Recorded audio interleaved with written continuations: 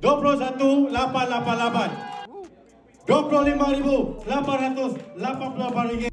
Biar betul, beza harga Sportbike 4 dapur 250cc dengan 4 dapur 450cc cuma RM4,000 je. Betul lah tu. Tapi awak dekat sangat harga dia. Sebenarnya, Sportbike QJ Motor SRK 250RD ni target dia untuk siapa yang baru nak upgrade dari Kapcai, tak pun Sportbike 150cc ataupun 250cc yang bukan 4 silinder. So bolehlah angkat SRK 250RD ni. Harga pun cuma RM21,888 je. Tapi kalau dah pakai 250cc pula, macam tak puas lah pula nak upgrade ke 250cc juga walaupun 4 silinder. So geng-geng tu bolehlah upgrade terus ke SRK 450RR ni pula. Tapi kalau dari Kapcai nak terus lompat ke 450RR ni pun boleh je. Duit masing-masing kan. Banyak sangat ke beza antara dua ni? First kali enjin memang lain lah. 250cc punya output dalam 40.2 horsepower dengan 22 Nm. Yang 450cc punya lagi kencang lah. Yang itu output dia 76.4 horsepower dengan 39 Nm.